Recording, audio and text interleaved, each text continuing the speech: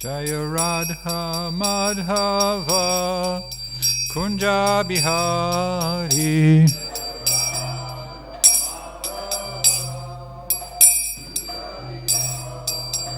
Jaya Radha Madhava Kunja Bihari.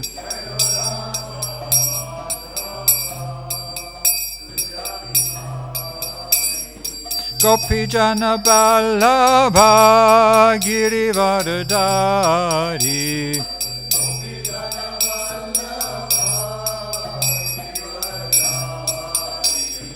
Gopi Jana Vallabha Girivardhari.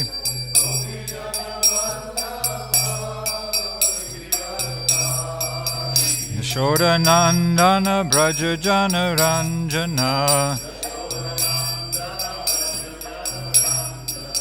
Yashoda Nandana Braja Jana Ranjana. Yashoda Nandana Braja Jana Ranjana. Jamuna Tira Vanachari. Yamuna Tira Vanachari. Jaya Radha Madhava Kunja Bihari.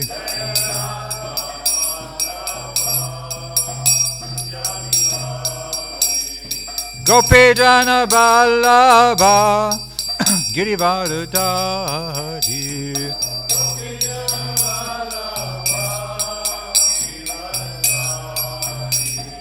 Gopi Jana Vallabha Girivardhari.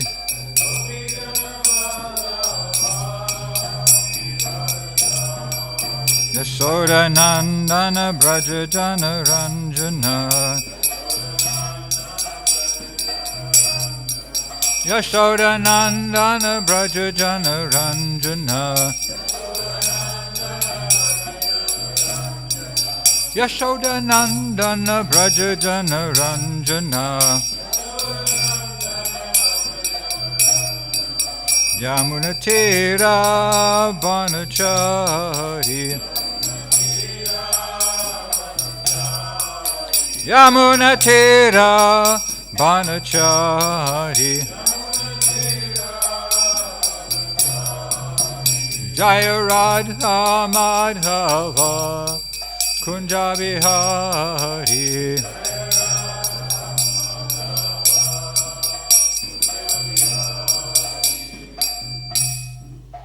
Jai Om Vishnupad Paramahamsa Paridavacharya Stutara Sri Srimad. His Divine Grace Abhoy Charanaravinda Bhaktivedanta Swami Srila Prabhupada Ki.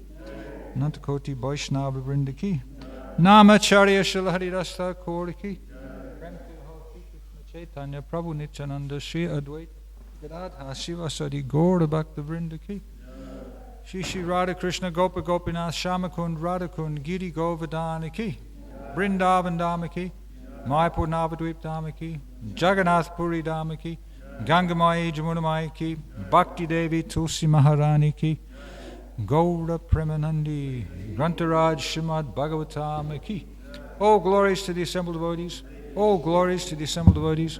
All glories to the assembled devotees. All glories to Sri Guru and Sri Gauranga. All glories to Srila Prabhupada.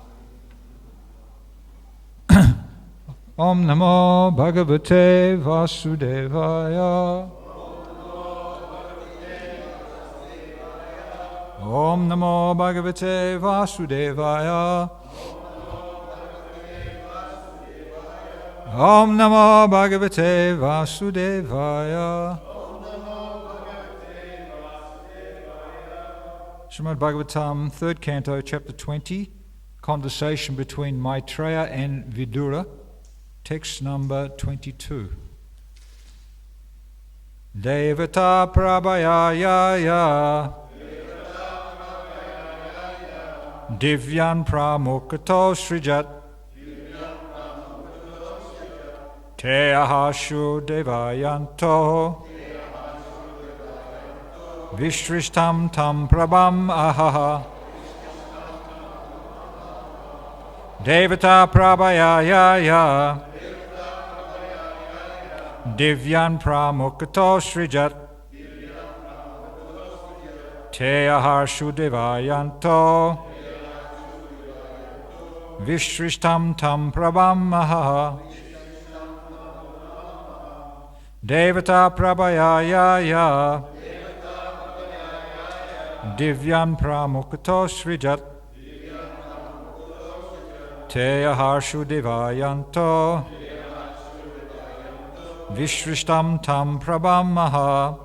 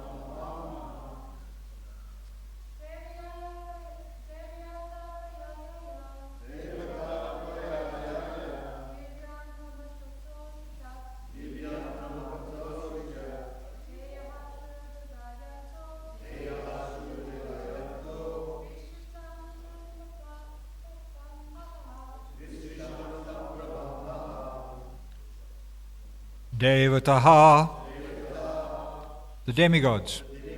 Prabhaya, with the glory of light. Yaha, yaha, those who. Divyam, shining. Pramukataha, chiefly. Ashrijat, created. Te, they. Ahashuhu, took possession of. Devayantaha, being active. Vishrishtam, separated. Tam, that. Prabham, effulgent form. Aha, daytime. Translation and purport by Srila Prabhupada. He then created the chief demigods who were shining with the glory of goodness. He dropped before them the effulgent form of daytime, and the demigods sportingly took possession of it. Purport.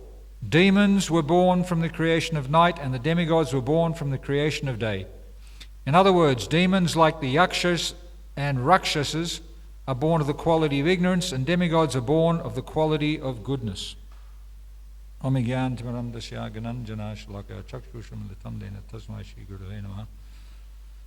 I was born in the darkness of ignorance, but my spiritual master forced my eyes with the torchlight of transcendental knowledge. Therefore I have my respectful obeisances unto him.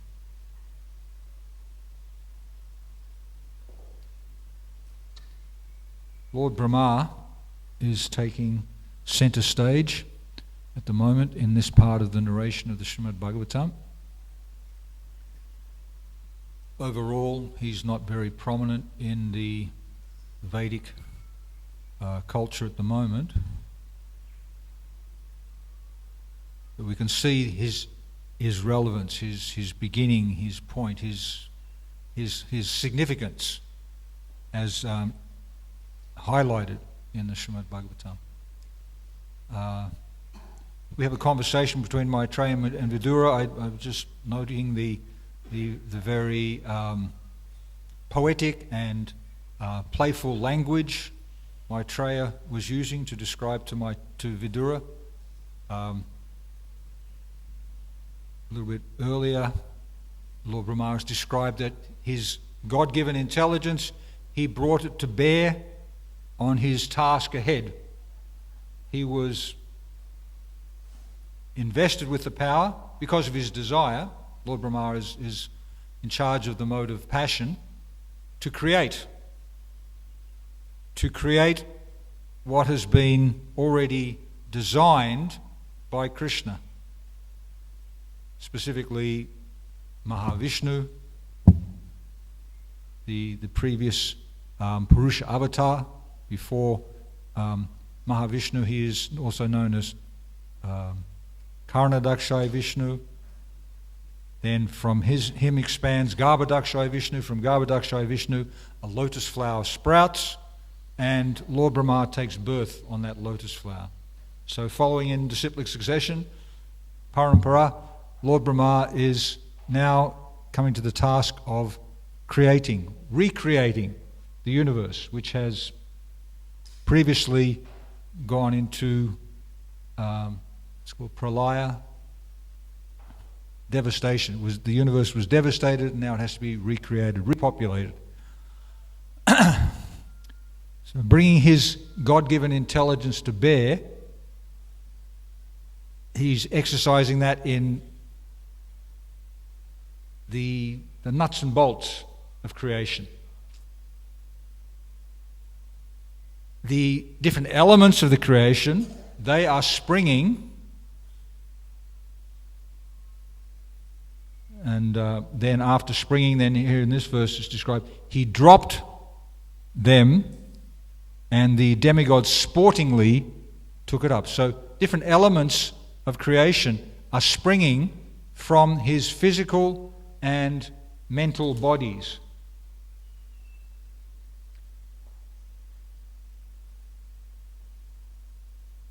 There's a particular order. There's quite a few times that this creation is described, and in the third canto there's different chapters, 3 or 4 chapters, where the process of creation has been described. Vedic tenet, Vedic literature, Vedic scripture often begins with a description of creation, where it all came from, how it's all connected, how it's animated.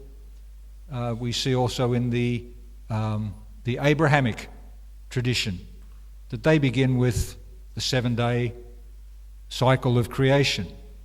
First day and then the day of rest. So it's a good starting point. Who am I? What am I?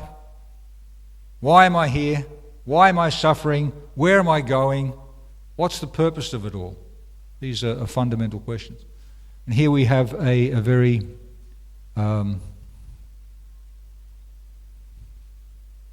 detailed, more detailed in other areas, but very specific description of the different physical parts and mental parts of Lord Brahma, which then evolved, manifested into different elements of the creation. I remember one of the early things that Lord Brahma employed in creation was his sloth. There's an animal called a sloth.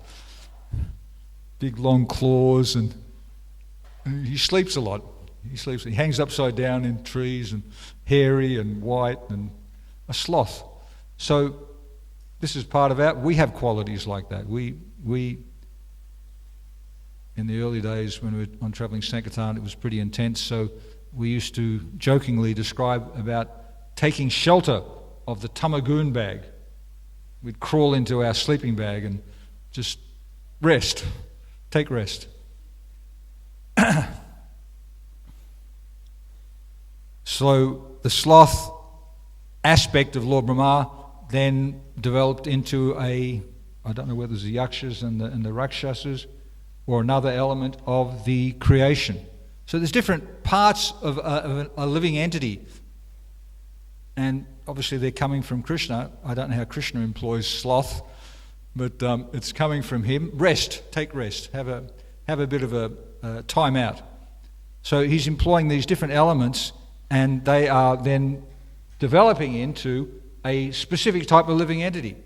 The yakshas and rakshasas, they developed from another aspect, and their mentality, very specifically described in the previous verse, was they wanted to eat and kill their creator, which is pretty frightening. You've just created something, but if you're not in control of your mind, if you're not fully absorbed in the mode of goodness, then the result of your thoughts can turn around and bite you, can turn around and give you a heavy shock, a heavy wake-up, heavy reaction. So Lord Brahma,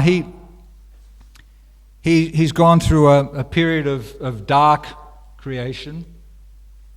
The darkness, it's described in one verse, the pure, then the passionate, and then the darkness, connected with the three modes of material nature. So these modal aspects, they're there in the material world. They have a very purified form in the spiritual world. They're existent, both levels. Lord Brahma, he's created from his sloth, from the darkness, certain type of living entity, creature. And back to the start, he's brought his God-given intelligence to bear on the subject. So after creating such entities, then with an intelligent approach, he has to then continue to live or continue to create. So he has to work out, so what am I going to do about it? Later on, Krishna advises him, give up that body. Give up that mentality. Don't dwell on that particular aspect of darkness. The mode of ignorance is there. Don't surrender to it. I often say in class, we need to understand the modes so that we can work with them, not under them. Not be controlled by the modes, but to work with them. There's a prominence of the mode of goodness early in the morning, so we should work to enhance our mode of goodness. We shouldn't be checking our emails, and if you understand, if you do catch yourself performing some of these actions in a time when there's a more prominence of mode of goodness, then it gives an indication of where your heart's at, where your mind's at, where you're heading for. And then as the mode of passion begins, as the sun rises, as action starts, then work with it. Start to get moving. Start to get active. Based on the good spiritual activity we've performed in the mode of goodness in the earlier part of the day, then that mode of passion can be productive. I was saying the other day that we used to go to the football to collect donations. We would have an item of paraphernalia which would be attractive to the, what are they called? Patrons. The patrons of the football match. So we were there, and in order to connect with these personalities, we had to employ the mode of transcendental passion. We were running around and just here, there and everywhere and expressing in their terms language which they would appreciate, and they would put their hand in their pocket and hand over a donation. And The mode of passion was there, but it was being employed for Krishna's service. So the mode of passion worked with the mode of passion.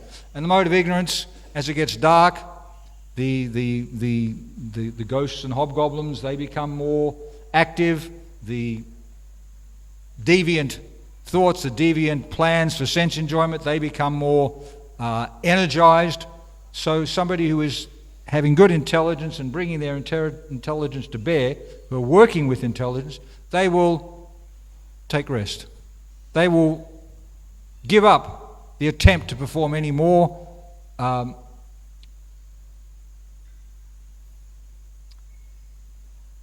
special activities, unless they're specially ordered. You have to go to a rock and roll concert, and you have to distribute prasadam, and you have to engage all these suffering conditioned souls in devotional service somehow or other.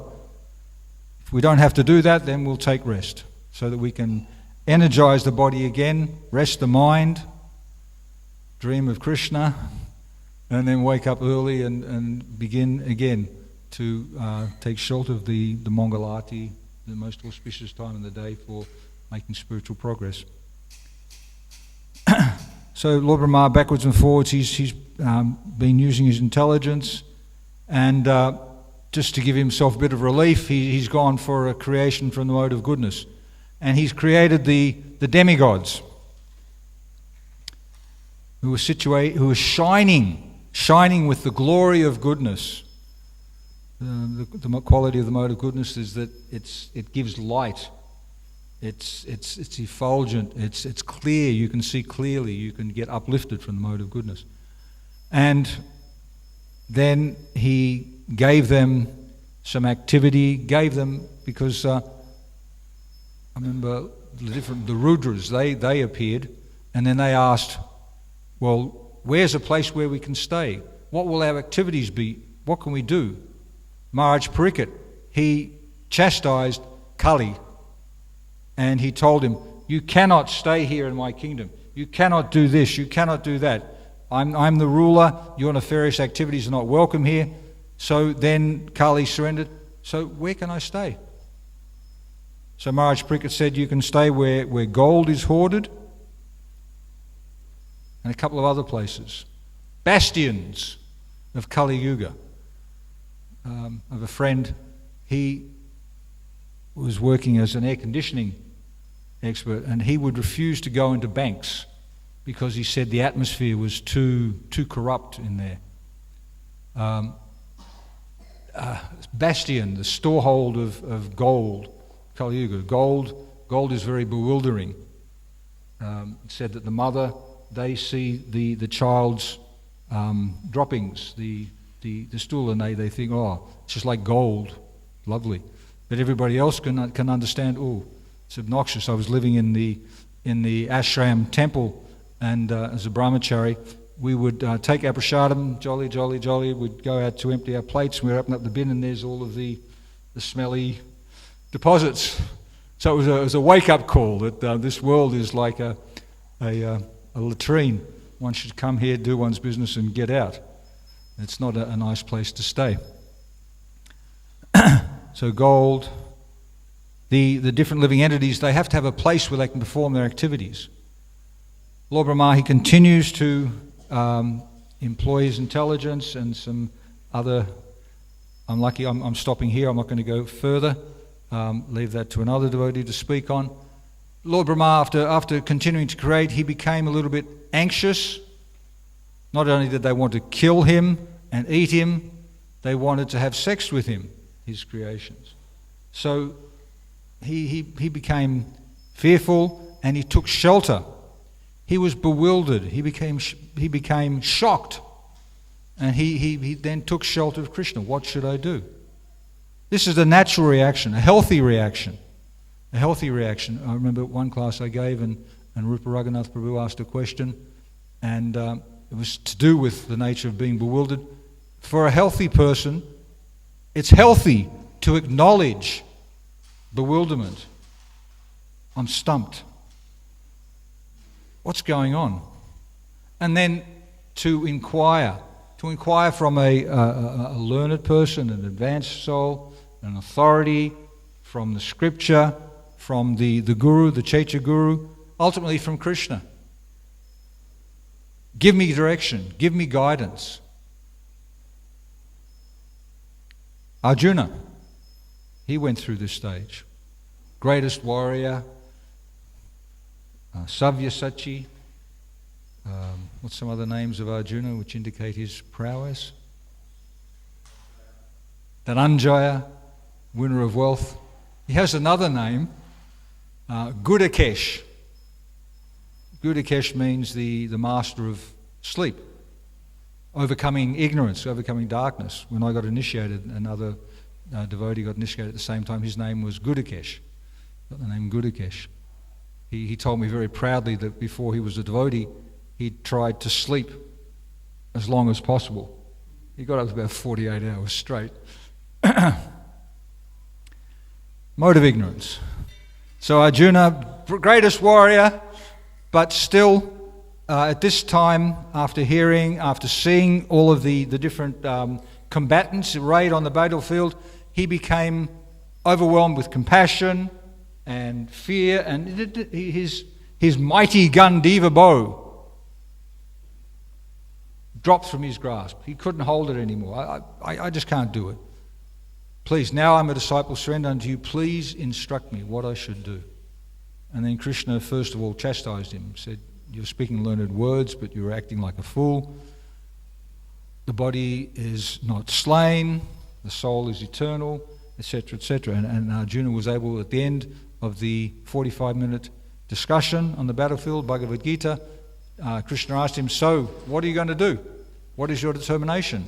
And Arjuna readily, satisfactorily happily admitted, I accept what you say, and I want to serve you. I want to serve and perform my duty. There was another personality who was not bewildered, but involved in such a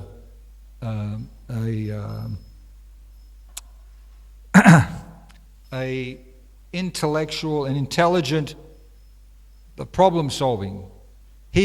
Maharaj Priyavrata,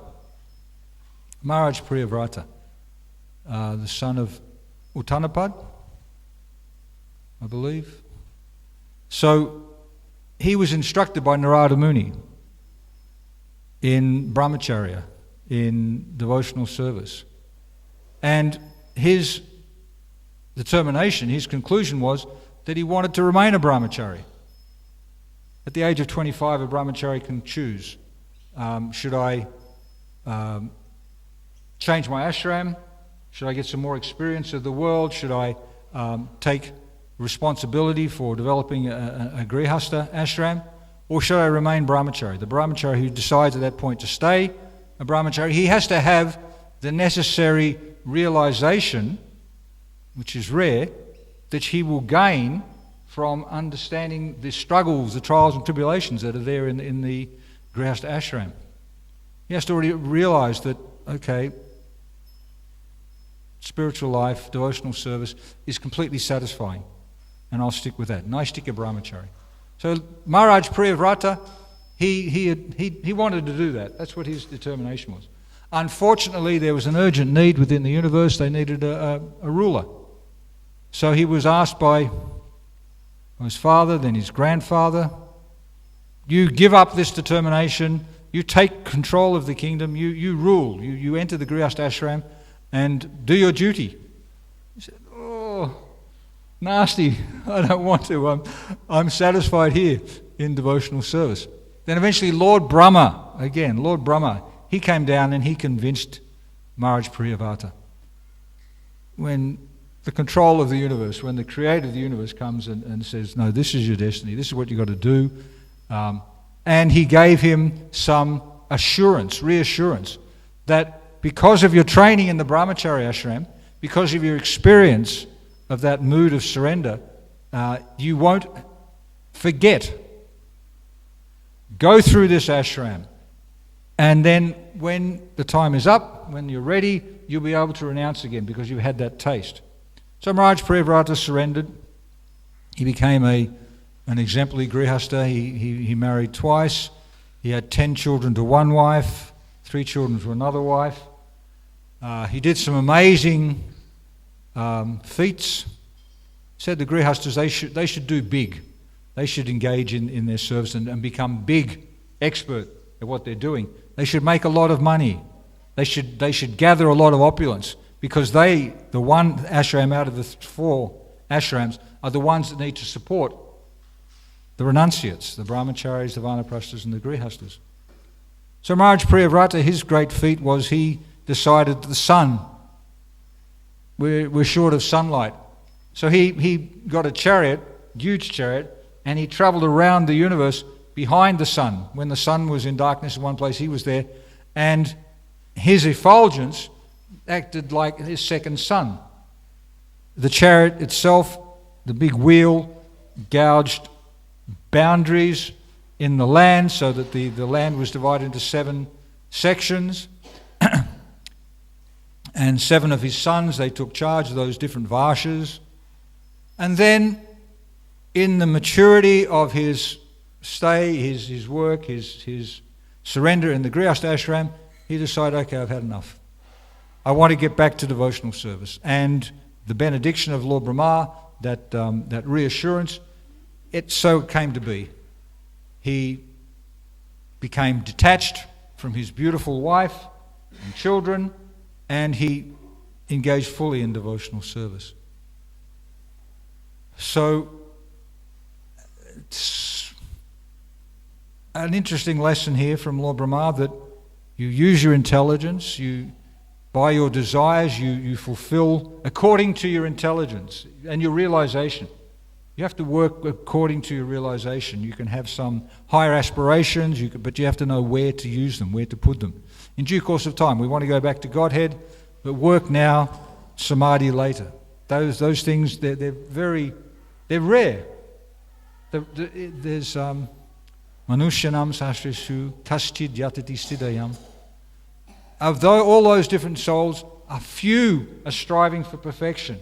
And of those who achieve perfection, one again in 1,000 or 1,000,000, hardly one knows Krishna in truth. So it's a rare thing by the normal process of varnashram. By devotional service, it's quick. You move into the temple, you get connected with the temple, and you understand immediately, I'm not this body. I'm a servant of Krishna. And Krishna is my beloved Lord.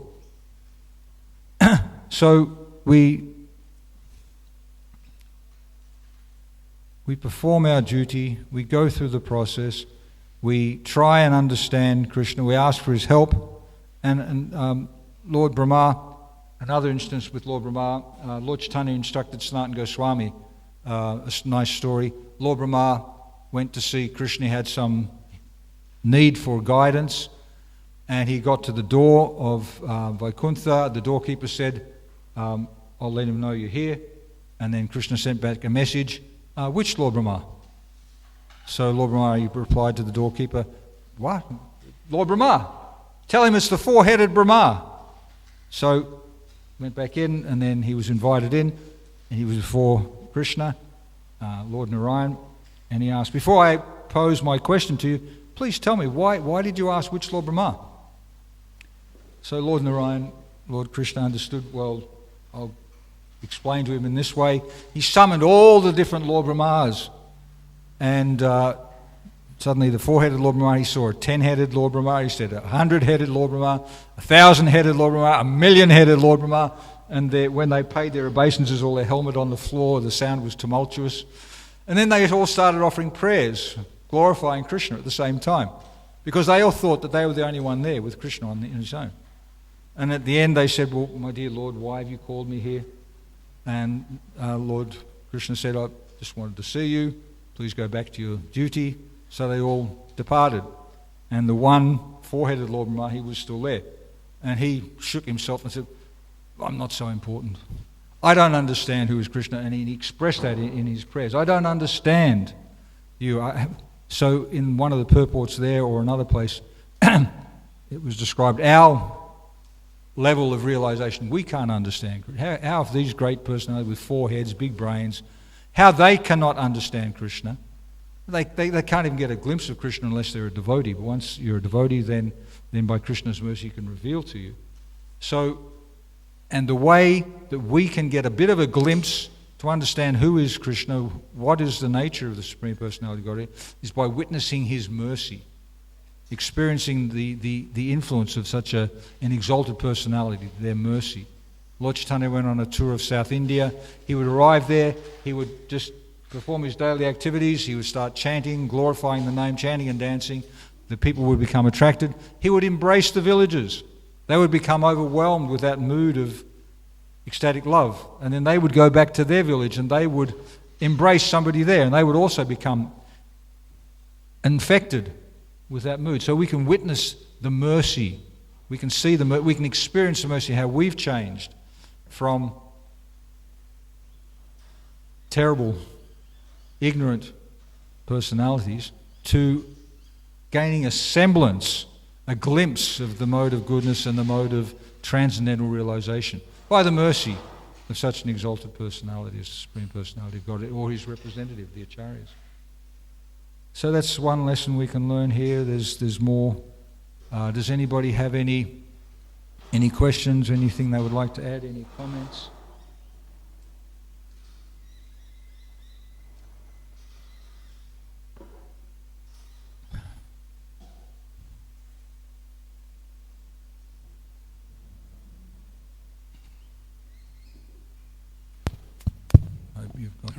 Prabhu, just wondering, is there any particular order going on here? It seems at a glimpse, it seems a little bit random, like the Rakshasas and all these entities appearing before the demigods. And is there any understanding in the order how things are being manifested? Well, in the Bhagavad Subhadini, there's a couple of tables there, and then Vishwanath Chakravarti Thakur, he is quoted, and he says from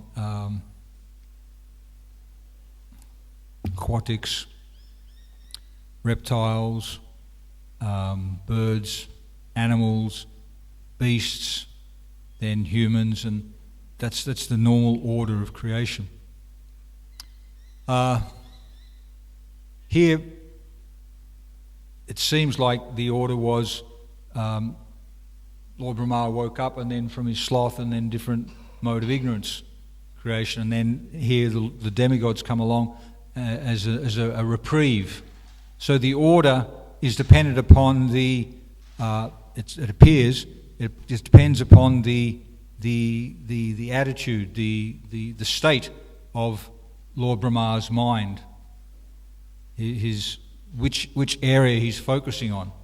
And just like unless we're perfected in yoga and we can sit in a posture for 2 hours and 45 minutes and not get disturbed by something, then we will notice certain things going on within our body and our mind, and we will respond to that. So it's like the Srimad Bhagavatam, we see or we hear descriptions of the different devotees coming together and expressing their realization. And sometimes we pick up a Bhagavatam, we start to read, and then we notice a particular point, we get some understanding of that, we'll expand in that area, and then we'll come back, and just the process or the progression of devotional service. It's described to be like the back leg of a dog. It's crooked, and it can't be straightened out. So to understand bhakti, it's not a straightforward linear process. So the process of creation we can understand by study. We can go back and see there's a particular order, and then they've developed, and then eventually Lord Brahma gets to the stage of the great sages. Those are the personalities. But to try and trace it out by following through the conversation, then it's not in such an order. What would you say?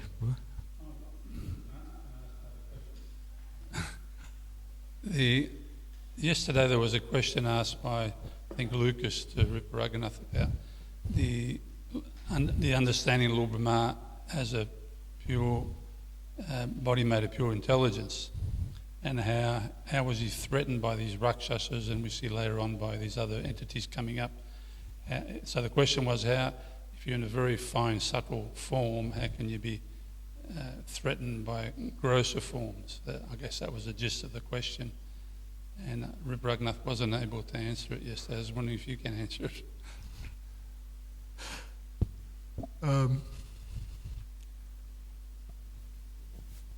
There's pure and there's Sudasattva,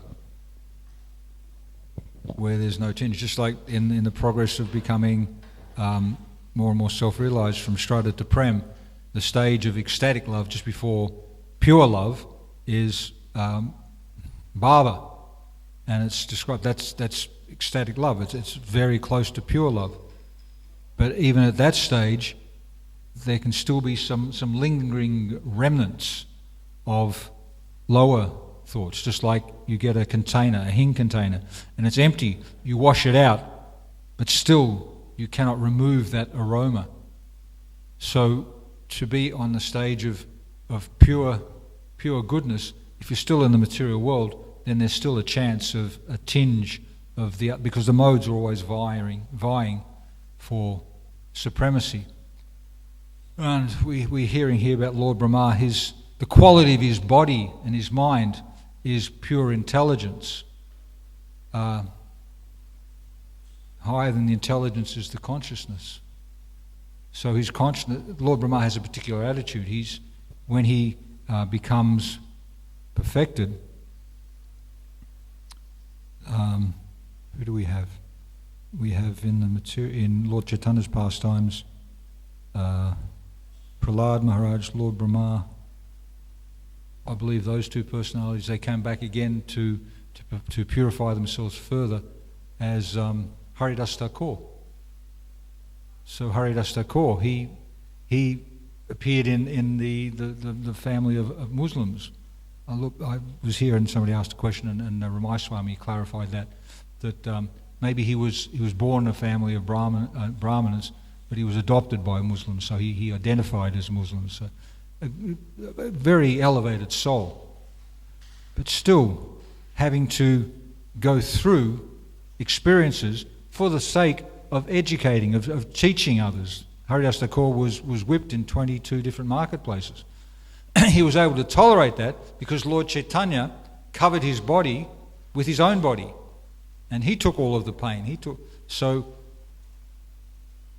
different circumstances, there's different levels of existence, the intellect, the intelligence, the heart, the consciousness, the soul, and ultimately Krishna. It's said that if at the time of death you're so discombobulated you can't think of Krishna, then Krishna, who's within your heart, he will think of you. He will remember. So he's the ultimate controller. So even we can have everything taken away. Still, if we have an attitude of surrender, then Krishna can still do what he has come here to. He can reclaim us from this cycle of repeated birth and death. So roundabout way, how can he experience, just like if you get in the association of a nasty disembodied soul, it's said that that they can take possession of you. They don't actually take possession, they just sit next to you and they influence you by their nasty desires. So same thing with these. It's quite easy to give up that body, to remove yourself, to run away, to get away from their association. But still, their association can penetrate. Just like the nature of the spirit soul is pure, but still we're here in the material world, we can be absorbed in a high state, but still we get nagging distractions and influences. That purity remains and it will be retained. The drop of water falls from the spiritual world, it mixes with the earth, it becomes muddy, but when when the water is allowed to settle, then its pristine purity will manifest again. Different ways of dealing with it. Got a couple more questions.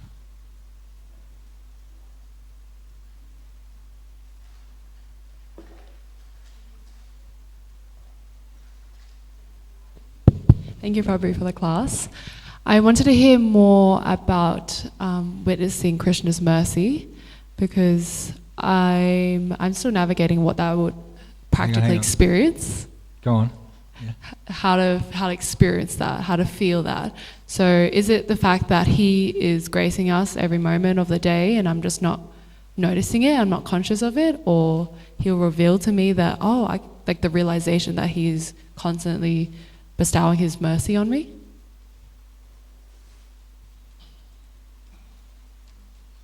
Somebody, you're waking up and getting realization of Krishna, is that what you're saying? Yeah, I just don't know the feeling of noticing his mercy.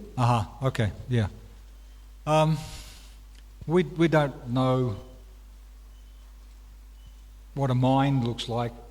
Intelligence is more subtle, so we observe the symptoms of the mind. The mind is pushing me like this, and the intelligence says, oh, no, this is not good for you.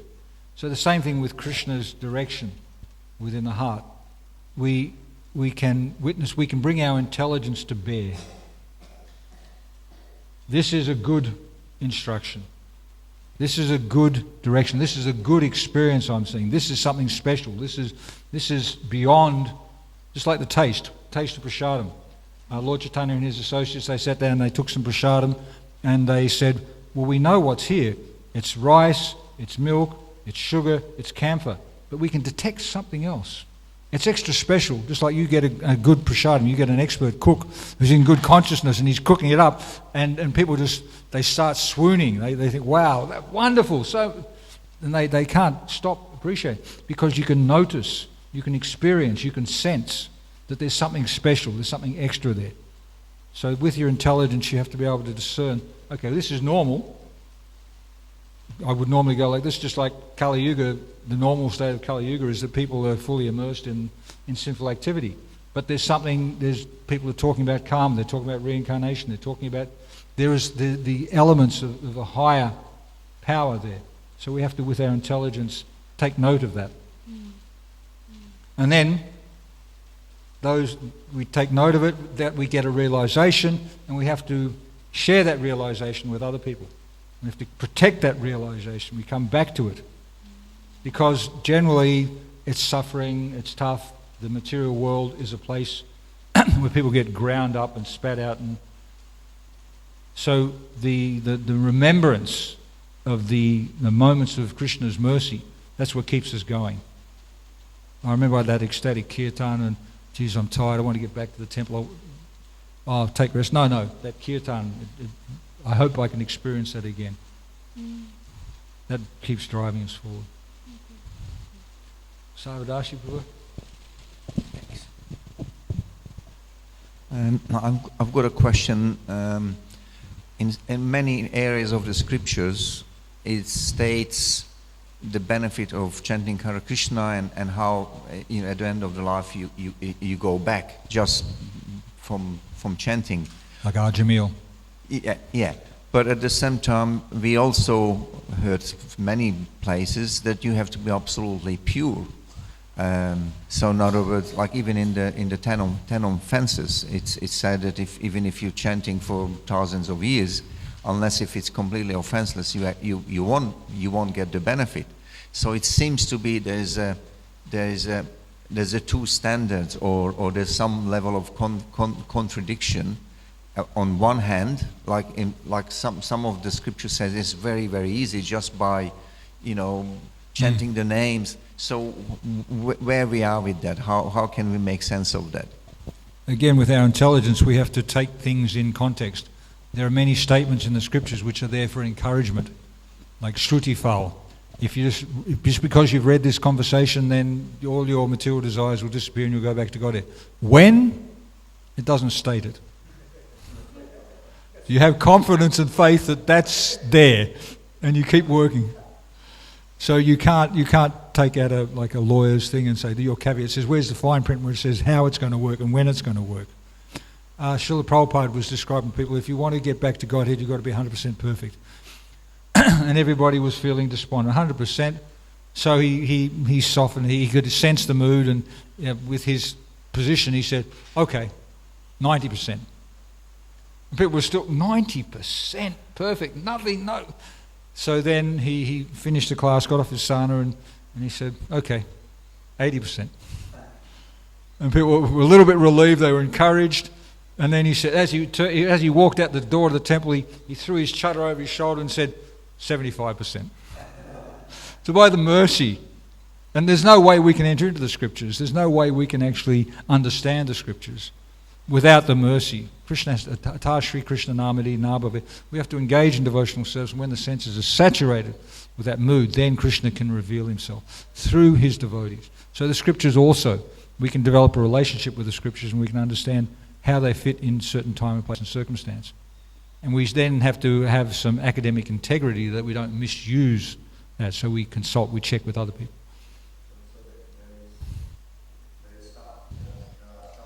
Negotiation process. And of course also Krishna says that I carry what you lack. So if you're sincere and you're not quite there, then Krishna make it up. Yeah, and if you don't perfect your devotional service so there's no tinge left in this life, then if Krishna is merciful, if you're fortunate, you can take birth in the next universe where Krishna is performing his pastimes again. You can get more association, and maybe more association. It's never lost. There's no loss or diminution. So we should be attached to the service. Bhaktisiddhanta Saraswati Thakur, one of his famous statements was, one should not try and see Krishna. One should act in such a way that Krishna wants to see you. Yeah.